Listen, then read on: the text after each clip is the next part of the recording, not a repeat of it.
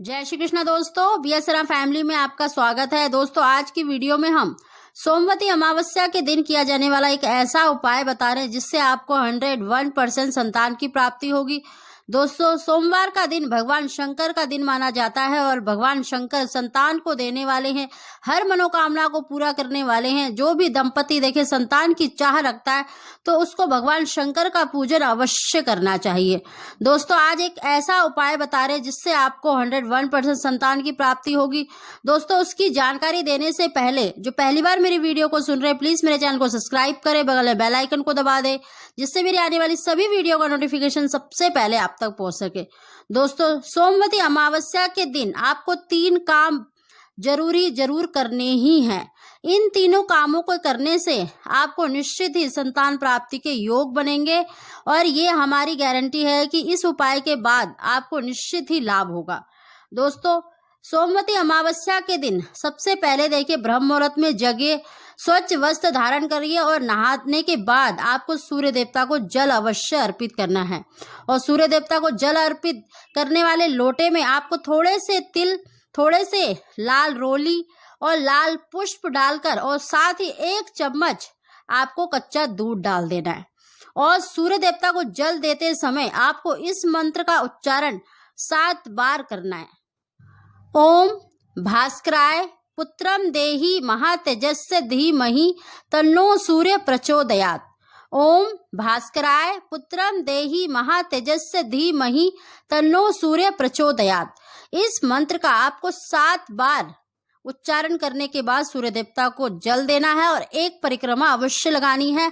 कहते हैं सोमवती अमावस्या के दिन सूर्य देवता को जल अवश्य ही देना चाहिए, क्योंकि सूर्य देवता को जल देने से उस दिन जिसके भाग में संतान योग नहीं होता संतान योग बन जाते हैं। तो दोस्तों इस मंत्र का उच्चारण अवश्य करें। अगर इस मंत्र का उच्चारण नहीं कर सकते तो ओम हिरण्यगर्भाय नमः या ओम सूर्य देवाय नमः इस मंत्र का भी आप 7 बार उच्चारण कर सकते हैं। दोस्तों एक तो ये कार्य करना है और दूसरा कार्य देखिए अपने पितरों का तर्पण अवश्य ही करना चाहिए, क्योंकि जब हमारी कुंडली में या हमारे भाग्य में जब पितृ दोष हो जाता है तो उसके कारण हमें संतान की प्राप्ति नहीं होती।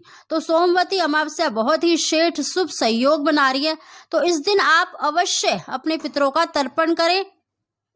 दोस्तों सूर्य देवता को जल देने के बाद आपको एक लोटे में मीठी लस्सी बना लें, उसमें थोड़े से काले तिल डालकर और पीपल पर जल अवश्य ही अर्पित करें। ओम पितरम तर्पयामि या ओम पितृदेवाय तर्पयामि, ओम पितृभ्यो तर्पयामि, ऐसे कुछ भी आप कह सकते हैं।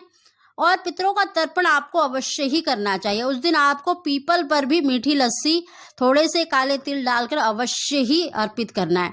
और दोस्तों एक दीपक जलाएं और हो सके तो 108 परिक्रमा लगा ले, अगर नहीं लगा सकते तो 7 परिक्रमा ओम नमो भगवते वासुदेवाय कहते हुए अवश्य ही लगाएं। दोस्तों इस दिन देखिए पितरों का वास पीपल में माना जाता है, सभी देवी देवताओं का वास भी पीपल में माना जाता है। तो इस दिन आप अवश्य ही ये दूसरा कार्य करें। और तीसरा कार्य यह है दोस्तों कि आपको देखिए शिवलिंग का पूजन तो अवश्य करना है और शिवलिंग के साथ देखिए शिव परिवार का पूजन करना बहुत ही जरूरी है। संतान प्राप्ति के लिए सिर्फ शिव जी का ही पूजन नहीं करना चाहिए, शिव परिवार का भी पूजन अवश्य करना चाहिए। और उत्तर और पूरब की तरफ मुंह करके आप अवश्य शिव जी का पूजन करें।